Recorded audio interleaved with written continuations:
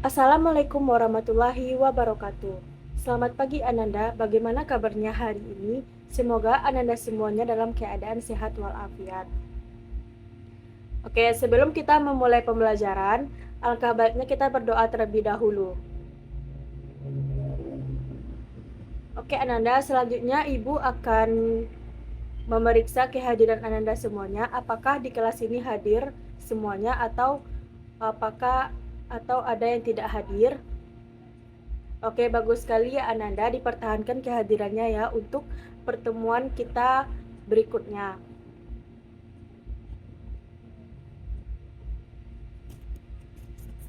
Oke Ananda, dimohon kepada semuanya untuk fokus ke depan mendengarkan apa yang Ibu jelaskan terkait tentang pembelajaran kita pada hari ini. Ananda, pada pertemuan sebelumnya kita telah mempelajari tentang jurnal, buku besar, dan neraca saldo sebagai tahapan dalam siklus akuntansi. Dari proses tersebut, kita sudah siap langsung dari proses tersebut, kita sudah memiliki data keuangan perusahaan. Namun, apakah data tersebut sudah siap langsung disusun menjadi sebuah laporan keuangan? Tentu saja belum sepenuhnya. Oleh karena itu, pada pertemuan kali ini kita akan membahas tentang neraca lajur, yaitu suatu alat bantu yang digunakan perusahaan untuk merangkum dan menyesuaikan data agar laporan keuangan dapat disusun lebih tepat dan akurat. Oke Ananda semuanya, sekarang Ibu akan bertanya kepada Ananda, mengapa neraca lajur itu diperlukan dalam proses penyusunan laporan keuangan? Ada yang bisa menjawab? Silakan angkat tangannya. Silakan silakan angkat tangannya. Oke, betul sekali ya Nanda. Neraca lajur itu diperlukan untuk membantu mengelompokkan dan menyesuaikan data agar laporan keuangan itu lebih rapi dan akurat. Oke, selanjutnya Ibu ingin bertanya lagi kepada Ananda semuanya. Apakah penyebab laporan keuangan itu bisa menjadi tidak seimbang? Oke, betul sekali Ananda. Laporan keuangan itu tidak bisa seimbang karena mungkin terjadi kesalahan pencatatan atau belum dilakukannya penyesuaian. Selanjutnya, adapun tujuan pembelajaran kita pada hari ini yaitu yang pertama, itu peserta didik dapat menjelaskan pengertian dan fungsi neraca lajur. Kemudian yang kedua, peserta didik itu dapat mengidentifikasi komponen neraca lajur. Kemudian yang ketiga, peserta didik dapat menyusun neraca lajur. Dan yang keempat, peserta didik dapat menentukan apakah perusahaan itu laba atau rugi dalam penyusunan neraca lajur. Oke Ananda, sebelum kita masuk ke materi, Ibu ada memiliki sebuah kasus, yaitu sebuah perusahaan telah menyusun neraca saldo pada akhir periode. Namun, saat akan membuat laporan keuangan, ditemukan bahwa beberapa akun belum disesuaikan, seperti beban yang masih harus dibayar dan perlengkapan yang sudah terpakai. Akibatnya, laporan keuangan yang disusun menjadi tidak akurat dan tidak seimbang. Selain itu, perusahaan juga mengalami kesulitan dalam mengetahui apakah sebenarnya perusahaan tersebut memperoleh laba atau rugi karena data yang ada belum dikelompokkan dengan baik. Nah, sekarang Ibu ingin bertanya kepada Anda semuanya, mengapa hal tersebut bisa terjadi? Ada yang tahu? Bisa angkat tangan. Oke, Ananda, betul sekali ya. Hal tersebut terjadi karena belum dilakukannya jurnal penyesuaian dan belum juga disusun neraca lajur sehingga data belum akurat dan tidak seimbang.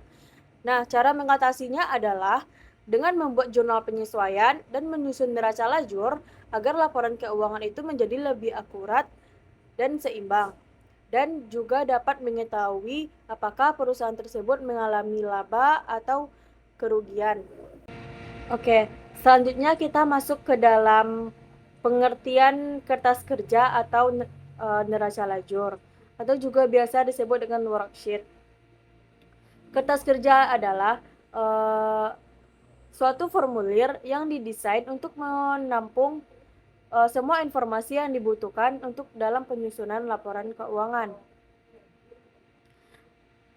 Dan juga untuk mencatat penyesuaian serta jurnal penutup.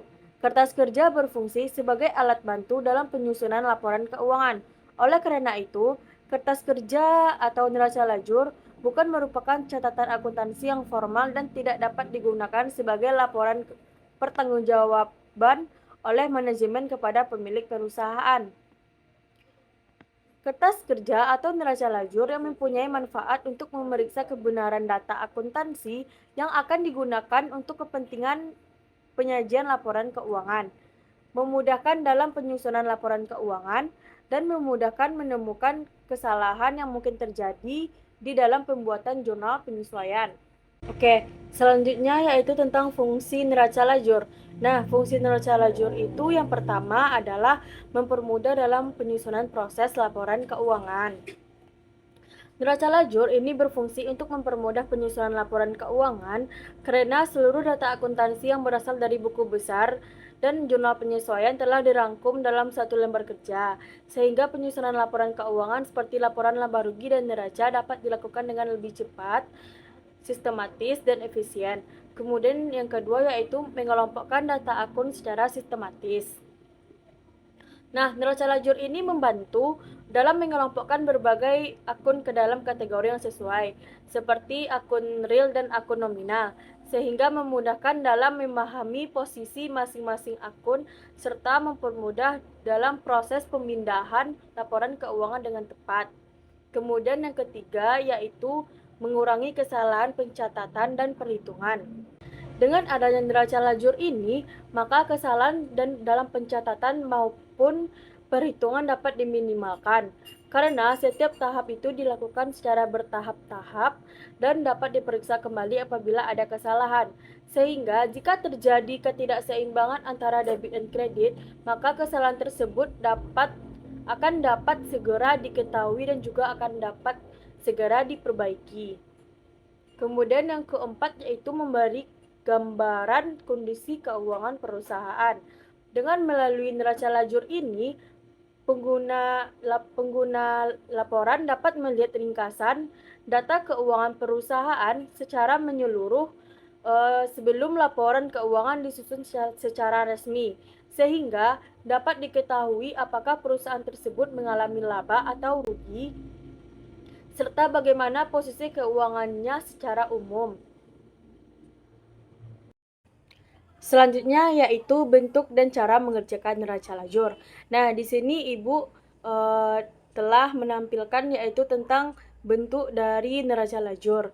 Dapat Anda lihat gambar yang telah Ibu tampilkan.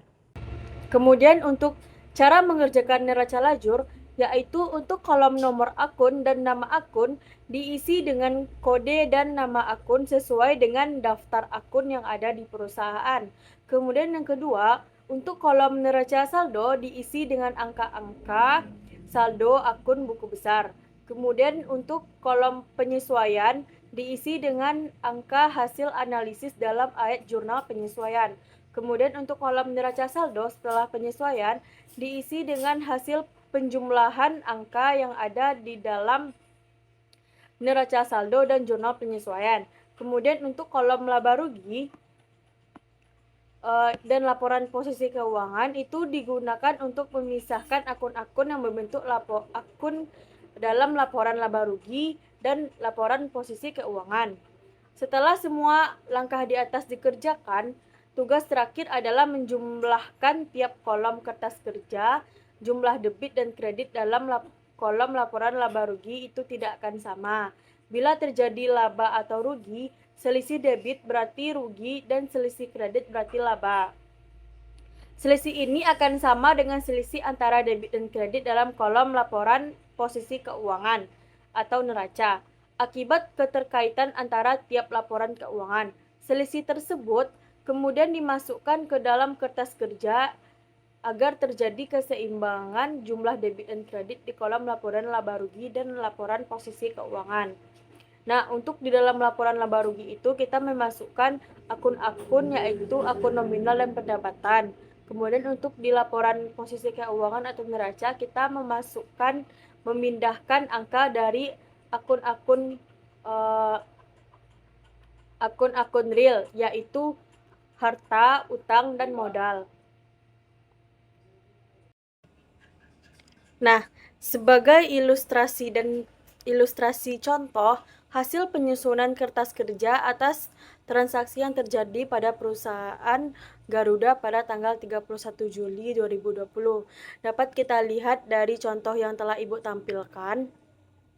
Perusahaan Garuda neraca lajur per 31 Juli 2020. Nah, untuk nama akunnya kita masukkan semua nama akun-akun yang terdapat di dalam neraca saldo. Kemudian pindahkan ke dalam neraca lajur dan memasukkan nomor-nomor akun sesuai dengan nomor yang ada di neraca saldo. Kemudian untuk kolom neraca saldo, pindahkan semua angka dari kolom neraca saldo pindahkan angka dari kolom neraca saldo ke dalam kertas kerja neraca saldo. Kemudian untuk penyesuaian memindahkan jurnal penyesuaian ke dalam kolom jurnal penyesuaian. Nah, untuk neraca saldo setelah penyesuaian, yaitu hasilnya didapat dari penjumlahan antara neraca saldo dan penyesuaian. Apabila debit dengan debit itu ditambah, debit dengan kredit itu dikurang, kredit dengan kredit itu ditambah. Nah, untuk laporan laba rugi, yaitu memindahkan angka dari neraca saldo setelah penyesuaian, yaitu akun nominal, yaitu pendapatan dan beban-beban. Kemudian untuk kolom laporan laporan posisi keuangan atau neraca, yaitu memindahkan angka-angka yang ada di neraca saldo setelah penyesuaian ke dalam kolom laporan posisi keuangan, yaitu yang dipindahkan adalah akun-akun real, di mana yang terdapat di dalam akun-akun real yaitu harta, utang, dan modal. Nah, kemudian di dalam laporan laba rugi itu terdapat selisih. Nah, selisih tersebut yang akan dapat kita ketahui apakah perusahaan tersebut mengalami laba atau kerugian. Nah, kemudian untuk laporan posisi keuangan juga terjadi juga adanya selisih. Nah, untuk selisih antara laporan laba rugi dan laporan posisi keuangan itu juga harus sama. Jika terjadi selisih yang berbeda, maka kemungkinan terdapat kesalahan memasukkan nilai atau angka ke dalam neraca lajur. Kemudian untuk penjumlahan untuk neraca saldo, penyesuaian neraca saldo setelah disesuaikan itu kolom debit dan kreditnya itu harus sama. Jika tidak sama, maka kemungkinan terjadi kesalahan pencatatan.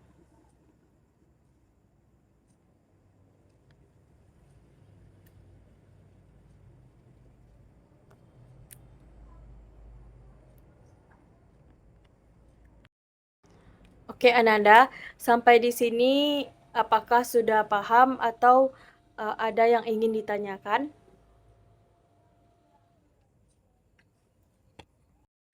Oke, jika tidak ada yang bertanya, Ibu beranggap berarti Ananda semuanya telah memahami materi kita tentang neraca lajur ini. Nah, untuk menguji pemahaman Ananda, Ibu akan memberikan Ananda sebuah kasus yang dimana kasus tersebut Ibu akan membagi Ananda dalam beberapa kelompok. Nah, di dalam kelompok itu Ananda Ibu harapkan untuk dapat berdiskusi secara bersama-sama dan tidak ada yang hanya menumpang nama.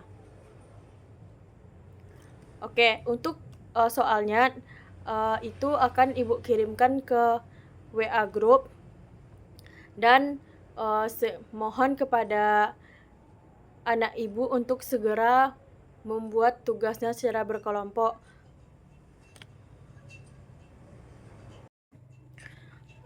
Untuk minggu depan kita akan berdiskusi tentang dari soal-soal yang telah Ibu berikan kepada Ananda yang berkelompok ini. Nah, untuk pertemuan besok kita akan mempresentasikan hasilnya. Dimohonkan kepada Ananda untuk bersungguh-sungguh belajar dan membaca lagi materi-materi kita, baik itu dari buku yang telah Ananda pinjam maupun dari internet. Untuk menguji pemahaman Ananda, di sini Ibu telah menyediakan sebuah kuis, di mana kuis ini Ibu harapkan semua Ananda dapat mengikutinya. Karena melalui kuis ini Ibu dapat melihat apakah Ananda telah memahami atau belum terkait dengan materi yang telah Ibu sampaikan. Oke Ananda, dari pembelajaran kita hari ini, apakah ada Ananda yang tidak paham atau ada yang tidak mengerti, bisa ditanyakan kepada Ibu. Apakah ada dari Ananda semuanya yang tidak mengerti? Oke, jika tidak ada yang bertanya, berarti Ibu menganggap Ananda semua sudah memahami terkait materi kita pada hari ini. Nah, untuk kesimpulan pembelajaran kita pada hari ini, yaitu adalah neraca lajur merupakan alat bantu dalam akuntansi yang digunakan untuk mempermudah proses penyusunan laporan keuangan. Dengan adanya neraca lajur, data dari buku besar dapat dirangkum, disesuaikan, dan dikelompokkan secara sistematis sehingga mengurangi kesalahan pencatatan dan perhitungan. Selain itu, neraca lajur ini membantu memastikan keseimbangan antara debit dan kredit serta memudahkan dalam mengetahui apakah perusahaan tersebut mengalami laba atau kerugian. Oleh karena itu, penggunaan neraca lajur itu sangat penting agar laporan keuangan yang dihasilkan itu lebih akurat, rapi, dan lebih dapat dipercaya. Oke Ananda, sekian pembelajaran kita pada hari ini. Apabila ada kesalahan, Ibu mohon maaf. Assalamualaikum warahmatullahi wabarakatuh.